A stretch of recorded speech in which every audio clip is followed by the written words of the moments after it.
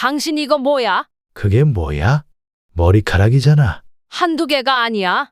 이거 누구 머리야? 그래서 무슨 말이 하고 싶은 거야? 당신 또 여자 생겼어? 이게 무슨 개소리야? 당신 또 의심병 도진 거야? 의심병? 그럼 당신이 바람을 안 피웠어? 그만하자 좀. 생사람 잡는 게 당신 일이냐? 당신도 그만해라 좀. 우리 동훈이 보기 부끄럽지도 않아. 그 정도만 하라니까. 제발 좀 정신 차려. 당신 이제 적은 나이도 아니야. 당신이나 정신 차려. 언제까지 사람 의심만 하고 살래? 그녀는 기왕에 시작한 거 아주 따끔하게 혼을 내고 싶어서 더 몰아붙였습니다. 그랬더니 남편은 그녀의 뺨을 때렸습니다. 뺨은 빨갛게 부어올랐습니다. 바람을 피우는 것도 모자라 손찌검까지 정말 그녀는 죽고 싶었습니다.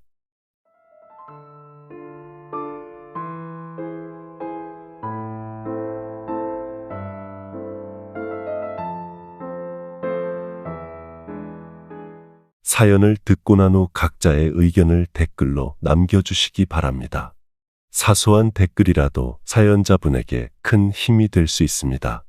일부 사연은 각색될 수 있고 사연자분의 입장에서 구성될 수 있습니다. 오미화 여사님은 고지식한 아버지 밑에서 자랐습니다. 그녀의 친정아버지는 항상 여자는 이래야 한다, 저래야 한다. 그렇게 남녀를 차별하는 분이셨죠. 남아선호 사상이 아주 강하셨고 남자는 하늘 여자는 땅이라는 말이 아주 입에 달고 사시는 분이셨습니다. 그래서 그녀는 어려서부터 빨리 독립을 하고 싶다는 생각을 했습니다. 고리타분한 아버지와 사는 건 정말 숨이 막히는 생활이었거든요. 그래서 그녀는 고등학교를 졸업하자마자 고향인 대전을 떠나서 서울로 올라갈 계획이었지만 아버지가 아주 심하게 반대를 했습니다. 그녀의 아버지는 항상 말했죠. 여자는 결혼 전에 혼자 독립하는 건 허락을 할 수가 없다고 말입니다. 그녀는 매일매일 정말 답답했습니다. 성인이 되어도 통금 시간이 있어서 친구들을 만나기도 어려웠습니다. 통금 시간은 저녁 7시 30분이었습니다. 그런데 그녀가 일했던 공장 퇴근 시간이 6시 30분이었거든요. 그러니 여가 생활을 전혀 할 수 없었습니다. 가끔 하는 야근 때를 제외하고는 무조건 7시 30분까지 집에 들어가야 했습니다. 그래서 그녀는 전 직원이 하는 연말 회식을 빼고는 다른 회식에도 갈 수가 없었습니다. 점점 그녀의 인내심에도 한계가 보이기 시작했습니다. 정말 마음 같아서는 아버지와 의절을 하고 싶을 정도로 괴로움을 느꼈으니까요. 그녀에게는 정말 숨막히는 생활이었죠. 한 번은 그녀에게 이런 일도 있었습니다. 빨래를 개고 있는데 남동생 옷 위에 그녀의 옷이 올라가 있다고 아버지가 아주 노발대발하시는 겁니다. 어디 감히 귀한 아들 옷 위에 천하디천한 여자 옷을 올려놓느냐고 엄청나게 혼났습니다. 당시 그녀는 서러움에 눈물이 났습니다. 그리고 그녀는 결심했습니다. 하루빨리 이 집에서 나가야겠다고. 그녀는 그래서 주변에 남자가 있으면 소개를 해달라고 했습니다. 하루는 그녀의 공장에 아는 언니가 사촌 동생을 소개해 주겠다는 겁니다. 나이는 그녀와 동갑이라고 했는데 동갑을 싫어한 그녀는 좀 망설여졌습니다. 연상을 선호했거든요. 하지만 일단 만나나 보자 하는 심정으로 맞선 장소에 갔습니다. 그런데 그녀는 맞선 남을 보고 실망을 했습니다. 인물이 너무 별로였습니다. 정말 추남 중에서 추남이었거든요. 하지만 맞선 남은 결혼하면 무조건 서울에 가서 살 거라고 했습니다. 그녀는 그 말에 맞선 남을 다시 보게 되었죠. 어떻게든 아버지와 멀리 떨어져 살고 싶은데 맞선 남이 서울에 가서 살 거라고 하니까 그 부분이 마음에 든 것이었죠. 점점 맞선 남의 얘기에 귀를 기울여 듣기 시작했고 나름 비전이 있는 남자라고 생각을 하게 된 거죠. 그녀는 일단 맞선 남을 더 만나보기로 생각했습니다. 그리고 진지한 만남을 이어갔고 결혼을 결심하게 되었죠. 집안에 반대도 없었고 그 밖에도 결혼에 문제가 될 걸림돌이 전혀 없었죠. 그렇게 그녀는 결혼을 했고 서울로 올라갔습니다. 결혼보다도 아버지와 멀리 떨어진 서울에서 산다는 게 제일 좋았던 거죠. 그녀의 남편은 성실한 사람이었습니다. 서울에 올라가자마자 동네 시장에서 가장 큰 정육점에 취직을 했습니다. 그런데 왜 하필 하고 많은 직장 중에 정육점에 취직을 했냐고요? 그녀의 남편은 정육점을 차리는 꿈을 꾸고 있었기 때문이었죠. 정육점에서 3에서 4년 일해서 번 돈으로 자신의 정육점을 차리는 게 꿈인 사람이었습니다. 그녀의 남편은 열심히 일했습니다. 그리고 얼마 후 그녀와 그녀의 남편 사이에서 아이가 생겼습니다. 아이는 아들이었고 아들이 태어난 순간 그녀의 남편은 아이와 그녀 앞에서 정말 최고의 가장이 되겠다고 다짐을 했습니다. 그렇게 시간이 흘러 어느 정도 돈을 모은 그녀의 남편은 정육점을 차릴 시기가 찾아왔습니다. 하지만 정육점보다는 고깃집을 하는 게 돈이 더 되겠다 싶었는지 여기저기 알아보다가 결국 고깃집을 차리게 되었죠. 그녀는 살림과 육아를 병행하면서도 틈틈이 남편이 운영하는 고깃집에 가서 일손을 도왔습니다. 그녀도 남편 못지않게 정말 열심히 일했습니다. 고깃집은 정말 대박이 났습니다. 그녀의 남편은 신이 나서 일을 했고 고깃집을 차린 지 1년 만에 잠실에 있는 32평 아파트를 장만했습니다. 그녀와 그녀의 남편은 집을 장만하는 날 펑펑 울었습니다. 그렇게 그녀는 성실한 남편과 함께 꽃길만 걸으면서 그렇게 살 줄 알았습니다. 그런데 그게 아니었죠. 물론 장사도 계속해서 잘 됐습니다. 그런데 어느 순간부터 그녀의 남편은 좀 변한 모습을 보이기 시작했습니다. 일단 돈을 많이 벌수록 사람이 못돼지는 것 같았습니다. 아내를 무시했고 게다가 늦는 날이 많아졌으며 아주 외박을 하고 안 들어오는 날도 생겼죠. 그리고 고깃집에 가끔 가보면 사장인 그녀의 남편이 자리를 비우는 경우도 많았고요. 그녀는 이해가 안 갔습니다. 항상 남편이 말하기를 식당 주인이 자리를 비우면 비울수록 그 식당은 망하는 거고 반대로 식당 주인이 그 식당을 계속 지키고 있으면 그 식당은 망하지 않고 오래가는 거라고 누누이 말했거든요. 그녀는 뭔가 안 좋은 예감이 들었습니다. 그 촉이 정말 불길했어요. 이대로는 정말 큰일이 나겠다 싶을 정도로 그녀는 지금 이 상황이 부부 사이에 큰 위기라는 생각을 했죠. 그날도 어김없이 새벽에 들어온 남편에게 말을 걸었습니다. 여보, 요즘 당신 많이 변한 거 알아? 뚱딴지같이 그게 무슨 소리야? 시끄럽고 잠이나 자. 왜 그렇게 사람이 변한 건데? 아니면 원래 이런 사람이었어? 피곤하니까 그만 좀 하라고. 옆편 내가 왜 자꾸 긁어? 짜증나게. 뭐를 그렇게 해서 피곤한 건데? 당신 오늘 고깃집에도 안 갔더라? 당신 내 뒷조사하냐? 당신 여자 생겼어? 솔직히 말해봐. 이 여자가 미쳤나? 나를 어떻게 보고? 아무리 봐도 당신 요즘 이상하니까 그러는 거야. 시끄러운 소리 말고 잠이나 자. 당신 진짜 왜 그러는 건데? 입 닥치고 자라. 좋은 말로 할 때. 그녀는 저렇게 화를 내는 남편에게 분명히 여자가 생긴 거라고 생각했습니다. 눈물이 났습니다. 다른 남자는 다 바람을 피워도 자기 남편만큼은 바람을 안 피울 거라고 생각을 했는데 오산이었습니다. 역시 남자는 다 거기서 거기라는 생각을 그녀는 했습니다. 옛말에 그런 말이 있잖아요. 그놈이 그놈이라는 말 딱 그 말이 맞았습니다. 이게 좋으면 저게 나쁘고 저게 좋으면 이게 나쁘고. 물론 사람은 누구나 장단점이 있죠. 하지만 그녀의 남편은 점점 선을 넘어도 너무 넘어가고 있었습니다. 그녀는 그렇게 심증만 있었지만 남편이 외도를 한다는 거 어느 정도 확신했습니다. 그런데 얼마 후 물증까지 갖게 되는 일이 벌어졌습니다. 어느 날은 그녀가 길을 가다가 고깃집을 관둔 고깃집 직원을 만나게 되었는데 뭔가 어두운 표정으로 할 얘기가 있다고 하여 근처 찻집에 갔는데 그 직원의 얘기를 통해서 남편의 불륜 사실을 알게 되었습니다. 글쎄 남편은 고깃집에 서빙하는 여직원과 내연의 관계라고 하더라고요. 아니, 그게 진짜예요? 네, 사모님. 거기 고깃집 직원들도 다 알아요. 이런 미친놈. 어떻게 가게에서 그런 짓을. 제가 거길 그만두기도 했고 사모님이 너무 딱하셔서 말하는 겁니다. 어쨌든 고마워요. 대신에 제가 얘기한 건 절대 비밀로 해주세요. 그건 걱정하지 마세요. 저 입 무거우니까. 어쨌든 바람기는 초장에 잡으셔야 해요. 걱정해 주셔서 감사해요. 아니, 사장님도 너무 웃겨. 이렇게 예쁜 사모님 놔두고 왜 바람을 피워? 하여간 오늘 정말 감사합니다. 네, 사모님 그럼 조심히 가세요. 그리고 힘내세요. 그녀는 남편과 내연 관계에 있다는 그 서빙 여직원 집 주소를 알아냈습니다. 그리고 남편이 안 들어온 날 불시에 찾아갔습니다. 역시 남편이 거기에 있었습니다. 나란히 내연녀와 침대에 누워 있더라고요. 그녀는 너무나도 구역질이 나서 밖으로 다시 나가버렸습니다.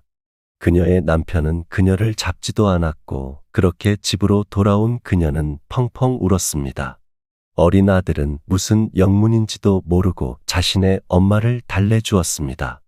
그녀는 남편을 죽이고 싶었지만 어린 아들에 봐서 참았죠. 잠시 후 남편은 변명을 하면서 용서를 구했습니다. 여보, 동훈이 엄마, 내가 잘못했어. 더러워? 더러워서 구역질이 날 것 같으니까 꺼져. 이거 하나만 믿어줘. 내가 사랑한 사람은 동훈이 엄마 당신뿐이다. 나를 사랑한다면서 다른 여자랑 바람을 피워? 그건 그냥 스쳐 지나가는 바람이야. 그냥 불장난이었다니까. 그걸 지금 말이라고 하는 거야? 정말 미안해. 다시는 내가 다른 여자 쳐다도 안 볼게. 꼴도 보기 싫어. 나가. 제발 좀 꺼지라고. 동훈이 엄마, 우리 동훈이를 봐서라도 참아.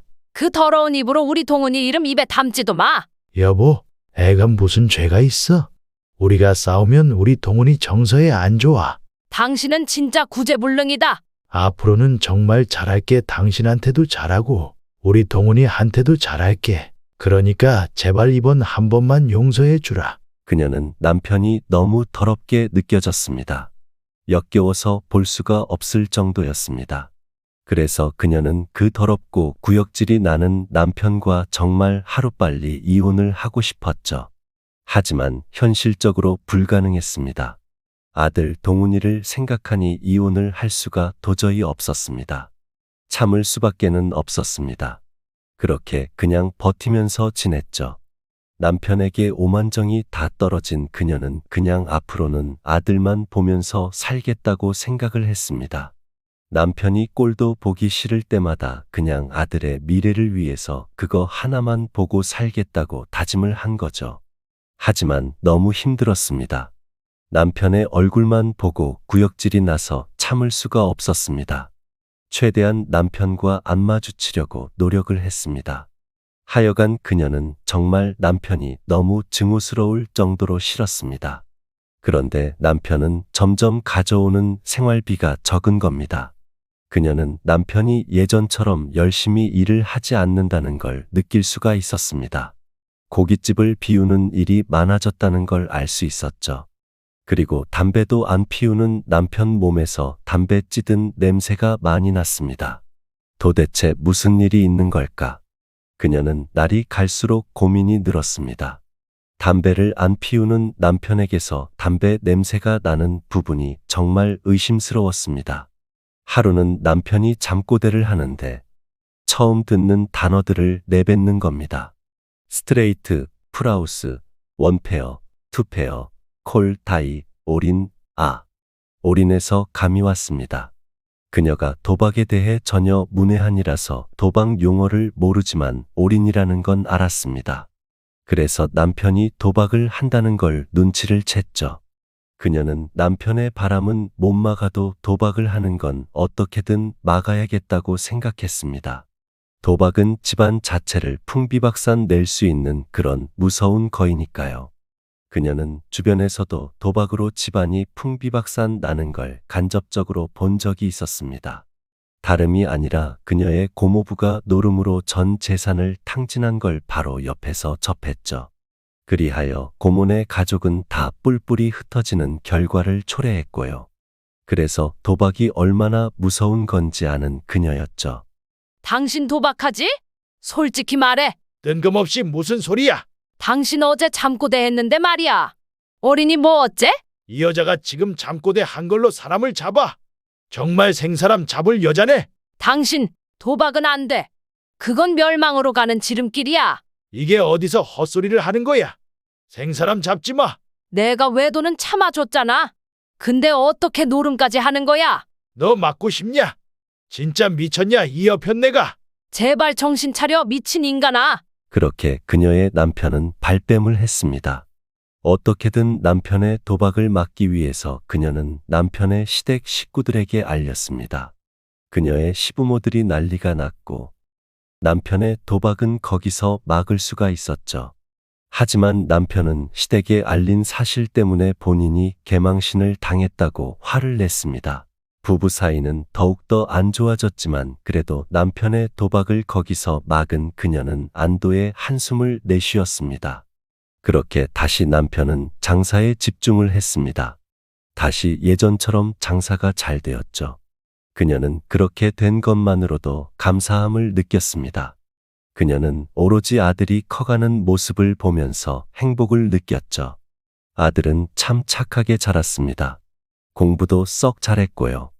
눈에 넣어도 안 아픈 자식이라는 뜻을 그제야 알게 된 그녀는 더욱더 자식에게 헌신을 했습니다. 물론 아들은 자신의 엄마를 슬프게 하는 아버지를 많이 원망했습니다. 어느 순간부터는 남편의 고깃집을 촬영하고 싶다는 방송국 PD들이 고깃집에 많이 왔습니다. 남편은 고민을 하다가 방송을 허락했고 그렇게 고깃집은 방송에 많이 나왔고 장사는 더 잘 되었죠. 남편은 유명세도 탔습니다. 은근히 그걸 즐기더라고요. 하여간 방송을 통해 고깃집은 말 그대로 제2의 전성기를 맞이한 거죠. 남편은 상가도 한 채 샀습니다. 경제적인 부분에서는 정말 복을 많이 받았습니다.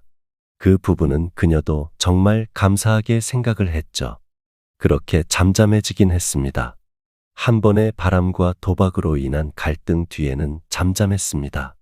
그리고 시간이 지났고 그녀의 아들 동훈이는 잘 자라주었습니다. 그녀는 아들을 보면 흐뭇했습니다. 아들은 어려서부터 이미 철이 들었습니다.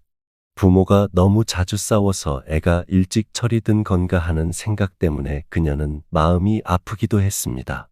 그녀의 아들은 말썽 한 번 피운 적이 없었습니다.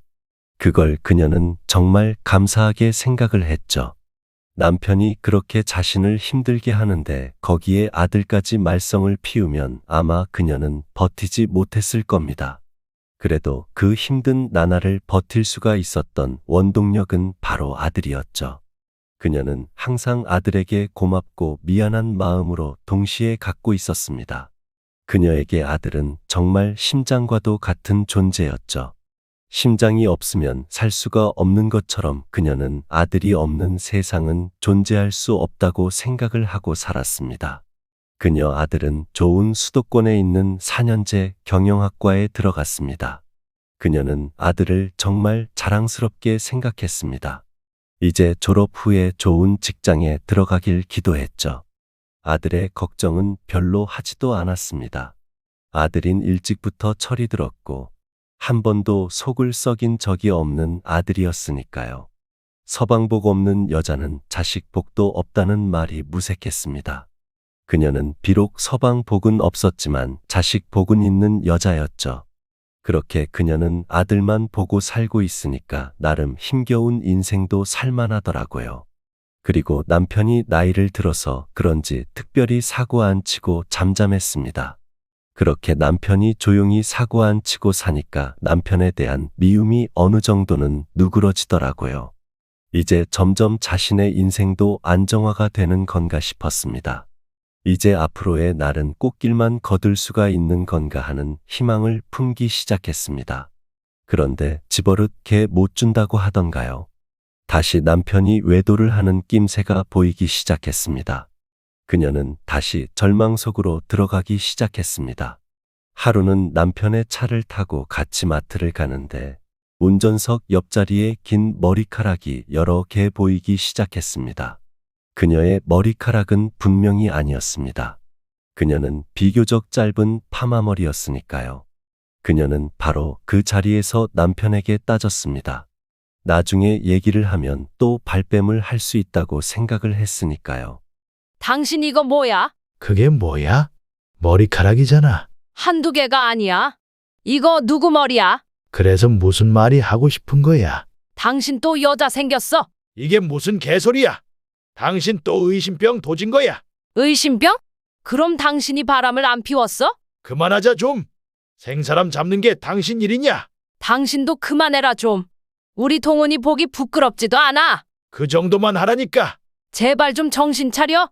당신 이제 적은 나이도 아니야. 당신이나 정신 차려. 언제까지 사람 의심만 하고 살래? 그녀는 기왕에 시작한 거 아주 따끔하게 혼을 내고 싶어서 더 몰아붙였습니다. 그랬더니 남편은 그녀의 뺨을 때렸습니다. 뺨은 빨갛게 부어올랐습니다. 바람을 피우는 것도 모자라 손찌검까지 정말 그녀는 죽고 싶었습니다. 마음 같아서는 남편도 죽이고 그녀 자신도 죽고 싶었습니다. 절망의 끝에 서 있는 것 같았습니다. 매 맞고 사는 여자가 되니까 자존감이 바닥으로 떨어졌습니다. 그녀는 순간 왜 내가 결혼을 했을까? 그런 후회가 밀려왔습니다. 그녀는 차에서 내렸습니다. 그리고 하염없이 걷다가 집으로 돌아왔습니다. 어디 멀리 떠나고 싶지만 현실은 그럴 수가 없었습니다. 그렇게 집에 와서 우울하게 앉아 있는데 아들이 들어왔습니다. 아들이 심상치 않은 분위기를 감지했습니다. 엄마, 얼굴이 왜 그래? 아무것도 아니야. 누구랑 싸웠어? 아니야, 그냥 어디에다가 좀 부딪혔어. 엄마, 혹시 아빠랑 싸웠어? 그래서 혹시 맞았어? 아니라니까. 엄마, 내 눈을 보고 얘기해봐. 아빠가 때렸지? 아니라니까. 아니야, 동훈아, 너는 알 거 없어. 그런데 그녀는 자꾸 눈물이 나왔습니다. 아들은 확신을 했습니다. 아빠가 엄마를 때렸다는 것을요. 아들은 분노했습니다. 그녀는 아들이 그렇게 분노한 모습은 처음 봤습니다. 순한 줄로만 알았던 아들이 화가 나니까 정말 무섭더라고요. 그리고 그녀는 겁이 났습니다. 지금 아들이 모습을 마치 폭발하기 직전의 모습이라서 큰 사고가 나겠다 싶었습니다. 일단 그녀는 그런 아들의 화를 가라앉히게 해야 했습니다. 잘 다독여 보려고 했지만 쉽지가 않았습니다. 아빠 용서 못해. 그러지 마, 동훈아. 그래도 네 아빠야. 아니, 난 그 누구도 우리 엄마 힘들게 하면 용서 못해. 그게 아빠라고 해도. 남편감으로서는 최악이지만 그래도 아빠로서는 최악은 아니잖아. 아니, 엄마를 힘들게 하면 최악이지. 그래도 너 경제적으로 부족함 없이 자랐잖아. 그건 네 아빠 덕이야. 그래도 나는 마음이 가난했어. 아빠가 엄마 힘들게 하니까. 동훈아, 네 미래를 위해서 누굴 미워하거나 원망을 하는 마음은 버려. 노력으로 안 돼, 엄마. 그렇게 아들은 자기 아빠에 대한 증오심이 점점 더 커졌습니다. 그녀는 그런 아들이 걱정스러웠습니다. 자신은 남편을 미워해도 아들은 자기 아빠를 미워하길 바라지 않았거든요. 부모를 증오하는 삶이 얼마나 불행한 삶인 줄 아는 그녀는 아들을 다독여 봤지만 소용이 없었습니다. 동훈아, 이 엄마가 부탁할게. 네 아빠 미워하지 마. 그게 어디 내 마음대로 되는 거냐고. 정말 이 엄마 소원이야. 엄마, 그냥 아빠랑 이혼해. 우리 어디 멀리 가서 살자. 아니, 그건 나중에 생각하자. 너 결혼하고 나면 그때 생각할게. 엄마가 모르는 게 하나 있어. 그게 뭔데? 엄마가 행복해야 나도 행복해지는 거야. 엄마가 불행하면 나도 불행해. 동훈아, 이 엄마 행복해. 우리 동훈이가 있어서 행복해. 엄마, 그녀는 아들을 생각해서 참을 수밖에 없었습니다. 이혼한 가정에서 자랐다는 꼬리표를 달게 하기 싫었고 또 자신과 이혼을 하면 남편은 분명 재혼을 할 게 뻔한데 그럼 법적으로 여러 가지 문제가 생길 수 있으니까 그냥 아들을 보고 참았습니다. 그렇게 아들을 보고 참고 있는데 그런 그녀에게 또 한 번 시련이 찾아오기 시작했습니다. 아들과 갈등이 생긴 거였습니다. 그녀는 아들과 갈등이 생길 거라고는 꿈에도 생각을 못 했거든요. 그런데 갈등이 생긴 이유는 갑자기 아들이 자기 아버지 고깃집에서 일을 하고 싶다는 겁니다. 그녀는 그냥 단순히 사회 경험을 찾으려고 알바를 하고 싶다는 걸로 생각했는데 아들의 얘기는 그게 아니었습니다. 고깃집에서 일을 한 다음에 자기 아버지 고깃집을 물려받고 싶다는 겁니다. 그녀는 아들이 그냥 대기업에 취직해서 일하는 걸 보고 싶었습니다. 물론 고깃집을 물려받는 게 나쁜 건 아니지만 그래도 자기 아들만큼은 번듯한 직장에 양복을 입고 출근하는 모습을 보고 싶었거든요. 제 욕심이라고 해도 좋습니다. 하지만 꼭 그녀는 아들이 말 그대 화이트 칼라의 삶을 사는 걸 보고 싶어 했어요. 동훈아, 그건 아니야. 네가 왜 고깃집에 들어가? 엄마 대기업 들어가 봤자 그냥 월급쟁이야. 돈이 인생의 전부니? 그건 아니지만 그래도 무시할 수 없는 부분이지. 난 우리 아들이 힘든 고깃집에서 일하는 것보다 그냥 회사원으로 사는 걸 원해. 엄마 미안해. 난 결심을 했어. 제발 아들아, 이 엄마가 이렇게 빌게. 엄마, 내가 다른 건 다 엄마 얘기 들어도 이번만은 엄마가 양보해주라. 동훈아, 너 명문대 나온 게 아깝지도 않니? 이럴 거면 차라리 대학은 왜 들어간 거야? 아들은 정말 완강했습니다. 아들이 이렇게 고집을 부린 게 처음이라서 그녀는 정말 당황을 했습니다. 하지만 그녀는 지금 아들의 선택이 별로 좋은 선택이 아닌 것 같아서 어떻게든 아들의 마음을 바꾸게 하고 싶었습니다. 그래서 여러 가지 방법을 모색해 보았습니다. 죽어도 남편의 도움을 받고 싶진 않았지만 그래도 아들의 미래를 위해서 어쩔 수 없이 남편의 도움을 받고자 남편과 상의를 하려고 대화를 시도했습니다. 여보, 동훈이 당신이 말려. 뜬금없이 그게 무슨 소리야?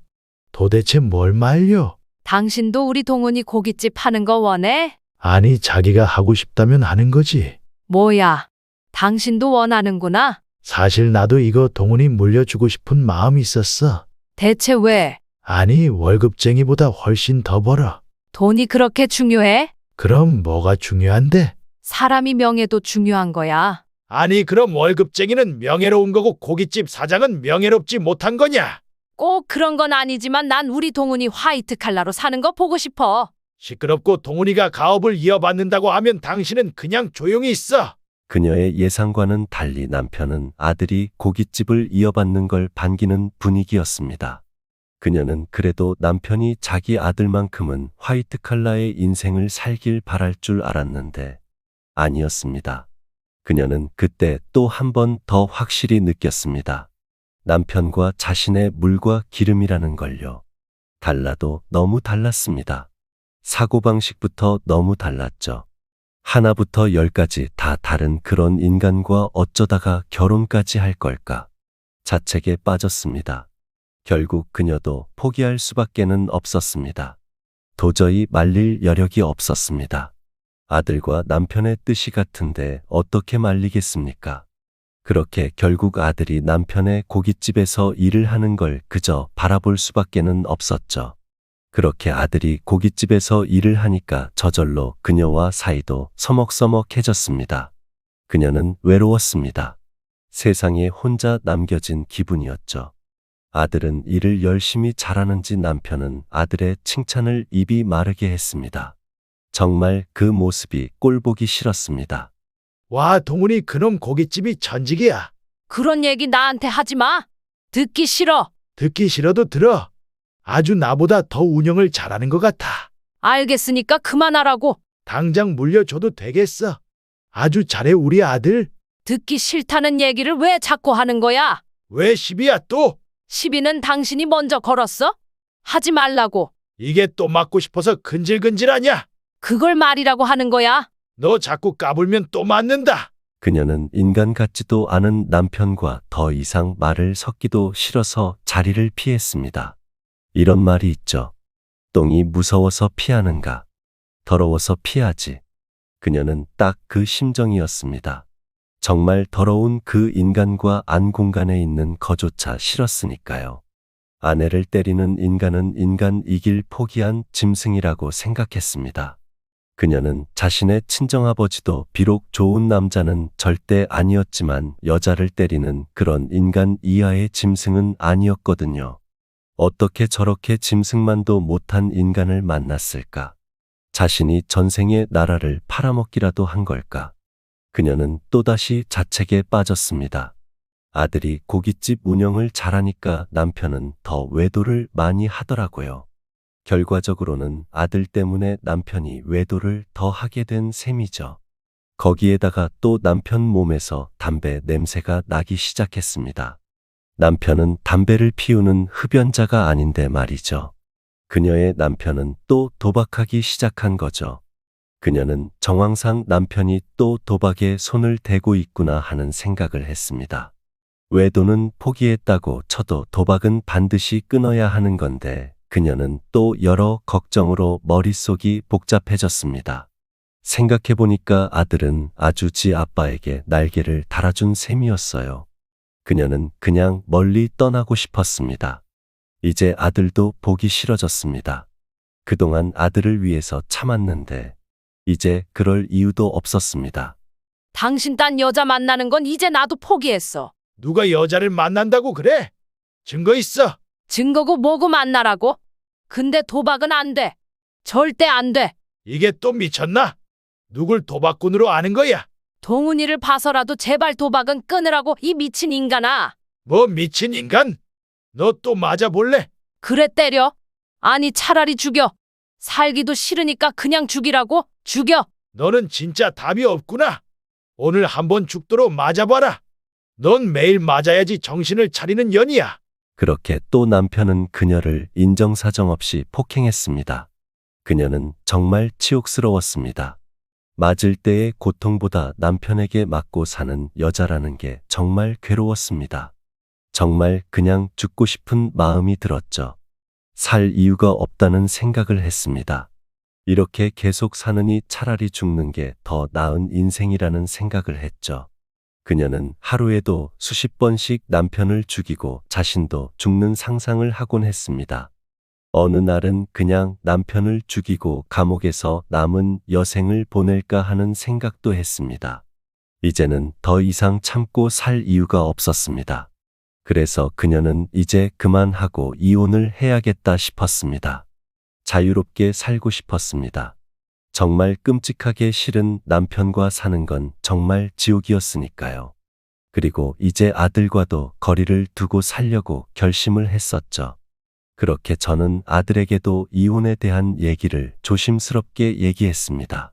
동훈아 고깃집 일은 할 만하니? 응, 엄마 나름 할만해. 저기 동훈아 할 말이 있어서 불렀어. 그래, 엄마 얘기해. 나 이제 네 아빠랑 이혼할 거야. 엄마 그 얘기는 나중에 하자. 아니 나중에 할 거 없어. 엄마 제발 조금만 참고 기다려줘. 그동안 참고 기다렸어. 내가 왜 이혼 안 하고 지금까지 버틴 줄 알아? 그래, 알아. 나 때문에 그동안 참은 거 다 알아. 그러니까 기다리라는 말 하지 마. 그거 다 알아. 그래도 조금만 참아줘. 내가 지금 준비하는 게 있단 말이야. 뭘 준비하는데? 그건 나중에 얘기할게. 그녀는 아들의 말에서 뭔가 숨기고 있다는 생각이 들었습니다. 도대체 아들이 무슨 일을 꾸미는 걸까? 도무지 짐작조차 할 수는 없었지만 뭔가 아주 큰 계획을 갖고 진행 중인 것 같았습니다. 그런데 곰곰이 생각을 해보니까 정말 이상하긴 이상하다는 생각을 했어요. 아들은 자기 아빠를 극도로 싫어하는데 갑자기 자기 아빠가 운영하는 고깃집에 들어간 것도 이상했죠. 지금 생각해보니까 정말 뭔가가 확실히 있구나 하는 생각이 아니 불안감이 엄습했습니다. 도대체 아들의 의도가 뭘까? 참 그걸 알지 못해서 답답했습니다. 아들과의 그 대화 뒤로 저는 많은 생각을 하게 되었습니다. 아들이 뭔가 꾸미고 있는 것 같다는 예감이 들었습니다. 그녀는 다시 아들과 대화를 시도했습니다. 동훈아, 너 지금 무슨 짓을 하려고 하는 거야? 엄마 그냥 제발 조금만 아무것도 묻지 말고 기다려주면 안 되는 거야? 그게 무슨 소리냐고? 제발. 너 지금 무슨 이상한 짓 하려는 거지? 엄마 나 복수할 거야. 그게 무슨 소리야? 엄마한테 몹쓸 짓을 한 인간한테 복수할 거라고. 네가 왜 엄마 복수를 위해서 네 인생을 버려? 안 버려. 그러니까 제발 기다려 달라고. 그녀는 그제야 알았습니다. 아들이 남편의 고깃집에 들어간 게 복수를 하려고 들어간 거라는 거요. 그녀는 머릿속이 복잡해졌습니다. 이제 앞으로 뭘 어떻게 해야 하는 건지 막막했습니다. 이 또한 지나가리라 그녀는 힘들 때마다 그 말을 하루에도 몇 번이고 되새겼습니다. 이 또한 지나가리라. 정말 이 고통이 빨리 지나가길 기도했습니다. 그리고 얼마 후 아들이 그녀를 찾았습니다. 아들의 표정이 뭔가 아주 의미심장해 보였습니다. 엄마 이제 이혼해. 증거는 아주 많아. 그게 무슨 소리야? 말 그대로야. 이제 엄마 유리한 입장에서 이혼을 할 수 있어. 유리한 입장? 그래, 그동안 불행 속에서 산보상은 받아야지. 그래야 덜 억울하지. 동훈아, 너 무슨 짓을 하는 거야? 자, 일단 여기 봐봐. 아들은 그녀에게 여러 사진과 증거들을 보여줬습니다. 사진은 외도 정황이 드러난 사진들이었습니다. 남편이 내연녀와 숙박업소에 들어가는 사진이었습니다. 그리고 뭔가 이상한 증거들도 있었습니다. 도무지 이게 뭔가 싶었습니다. 그래서 그녀는 아들에게 물었습니다. 동훈아, 이게 뭐야?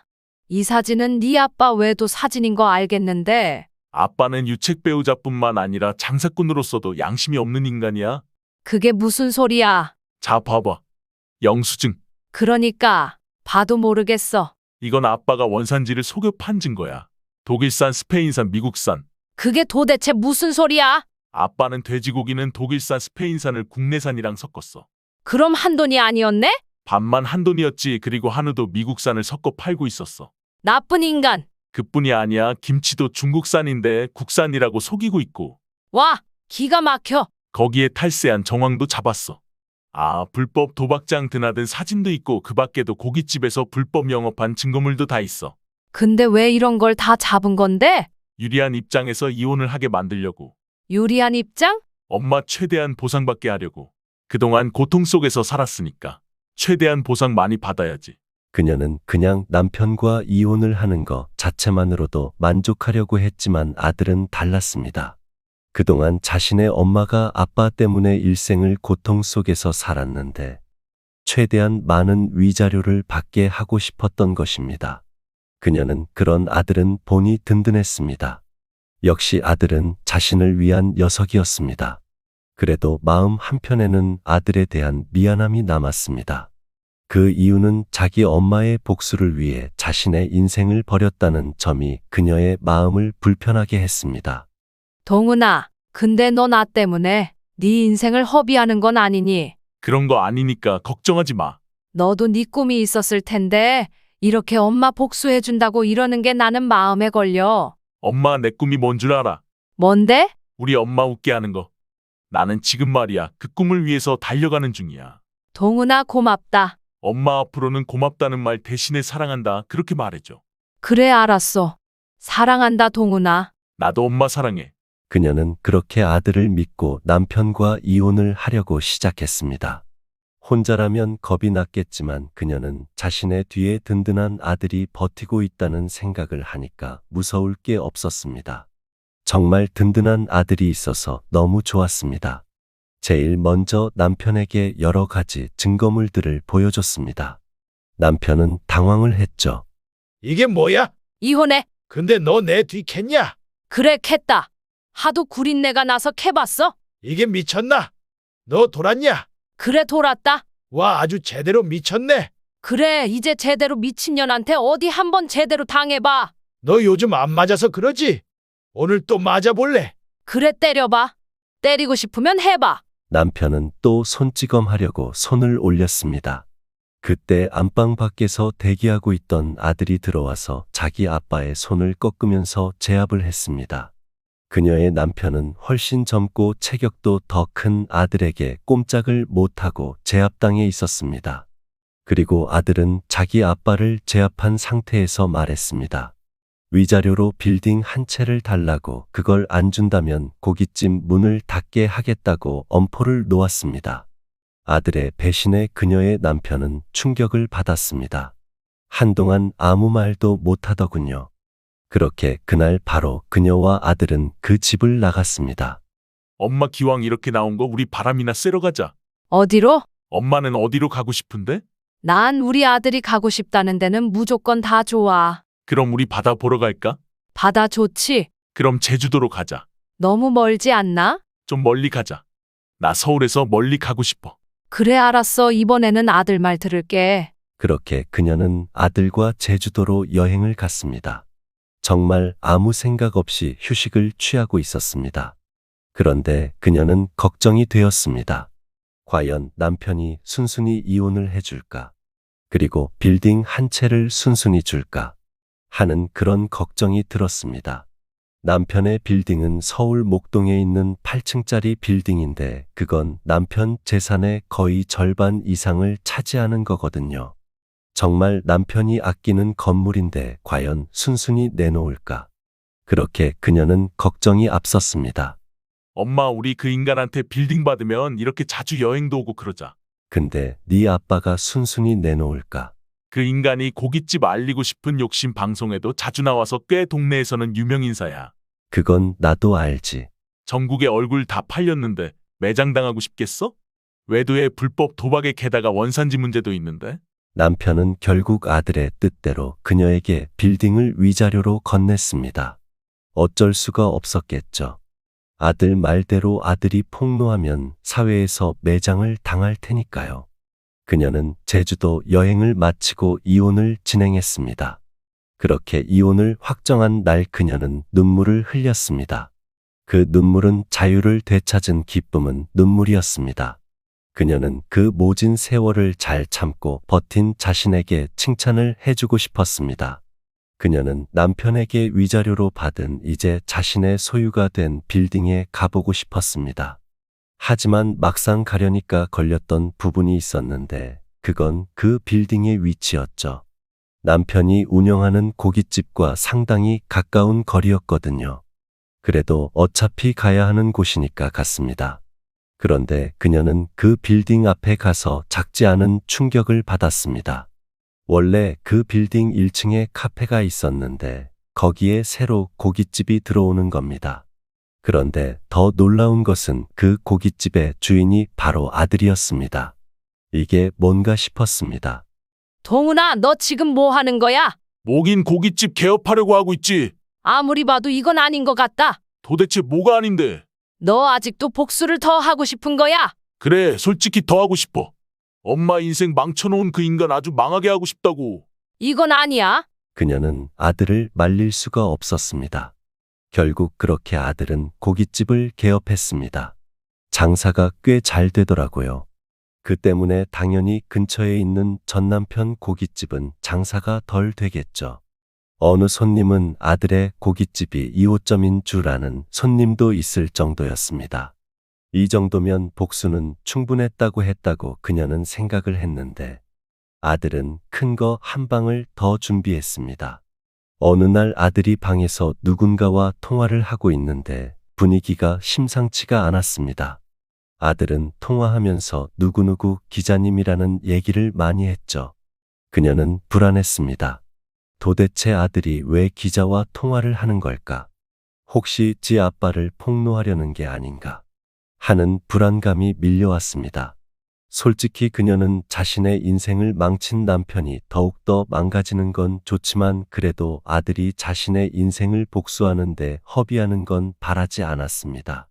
아들이 자신의 또래들처럼 애인도 만나서 데이트도 하고 그렇게 청춘을 즐기면서 사는 걸 바랬거든요. 부모 때문에 아들이 너무 험한 길을 가고 있는 것 같아서 부모 입장에서 괴로웠습니다. 동훈아, 너 지금 누구랑 통화했어? 아, 엄마는 몰라도 돼. 너 지금 무슨 기자님 하던데. 도대체 누구야? 말 그대로 기자야. 네가 왜 기자랑 통화를 해? 엄마는 몰라도 된다고. 너 네 아빠 고깃집 고발한 거지? 그래, 맞아. 내가 고발했어. 그러다가 너도 다쳐. 내가 왜 다쳐? 역으로 고소당하면 어쩌려고? 내가 뭐로 고소를 당해? 아, 뭐 무고죄나 사실 직시에 의한 명예훼손죄 그런 거? 이 엄마는 법을 잘 몰라. 근데 너도 고소 당할까봐 걱정이야. 일단 무고는 아니지. 불법 정황이 있으니까. 그럼 사실 직시에 의한 명예훼손죄가 다툼이 있을 수 있는데 그것도 걱정하지 마. 아니 왜? 나는 지금 공익제보 형식으로 고발을 하는 거야. 그러니까 문제될 거 없어. 그리고 내일 아침에 구청에다가도 신고할 거야. 그럼 괜찮은 거야? 응, 엄마 다 괜찮아. 그러니까 엄마는 걱정 마셔. 그렇게 며칠 후 그녀의 전남편의 가게는 매스컴을 탔습니다. 9시 뉴스에 나오더라고요. 모자이크 처리는 됐지만 이 지역 사람들은 다 알고 있었습니다. 결국 그녀의 전 남편이 운영하는 고깃집은 영업정지를 당했습니다. 그녀의 전 남편은 벌금형을 받을 가능성이 아주 높았고 그리고 영업정지가 풀려도 아마 장사를 다시 하기 힘들 것 같은 상황이 되었습니다. 결국 그녀의 남편은 극심한 스트레스를 못 이기고 뇌출혈로 쓰러졌고 병원 신세를 지는 처량한 신세가 되었습니다. 동네 지인으로부터 그 얘기를 들은 그녀와 그녀의 아들은 마음이 마냥 편하지만은 않았습니다. 그녀의 아들도 자신의 엄마를 힘들게 한 아빠에게 복수를 하면 마냥 통쾌할 줄 알았는데 한편으로 씁쓸한 감정이 들어서 한동안 힘들어했습니다.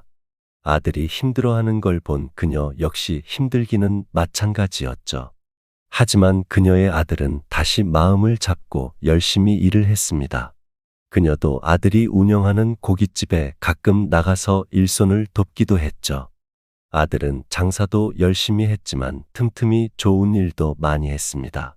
독거노인이나 어려운 환경에 처한 이웃들에게 고기를 무료로 제공하기도 했고 모교에 장학금도 기부했어요.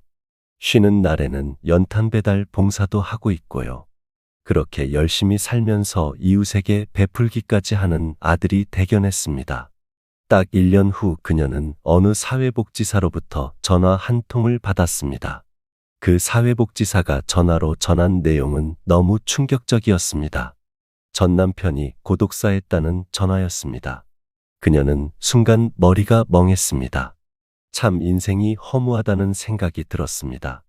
한동안 아무것도 못하고 그 자리에 서서 있었습니다. 그녀는 아들에게 전화했습니다. 동훈아, 잘 들어. 또 무슨 얘기를 하려길래 그렇게 무게를 잡아? 난 엄마가 목소리 쫙 깔고 얘기할 때가 제일 무섭더라. 동훈아, 좋은 소식은 아니구나? 그래, 좋은 소식은 아니야. 빨리 말해. 마음에 준비되어 있으니까. 네 아빠 방금 돌아가셨대. 나랑 상관없어. 그래도 빈소에는 와야지. 아니야, 너 엄마도 가지 마. 난 갈 거야. 너는 네가 알아서 해오라고 강요는 안 할게. 난 절대 안 가.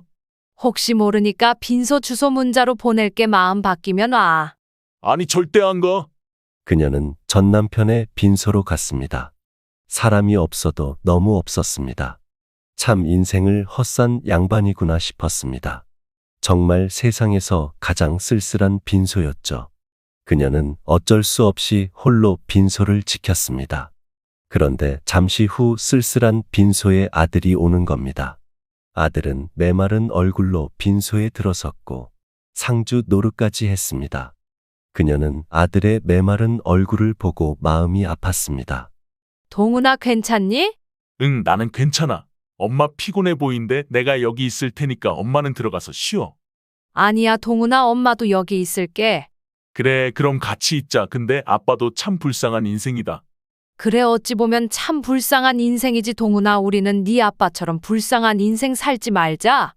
응, 엄마 알았어. 나는 아빠를 반면교사 삼아서 절대 그렇게 안 살게. 그렇게 그녀의 아들은 자기 아빠 장례를 끝까지 다 치러줬습니다. 마지막에는 아들도 눈물을 펑펑 흘렸습니다. 그래도 아빠니까 마음이 좋지 않았겠죠. 그녀는 끝내 눈물을 흘리지는 않았습니다. 만약에 눈물을 흘린다면 그건 전 남편을 용서하는 게 되니까요.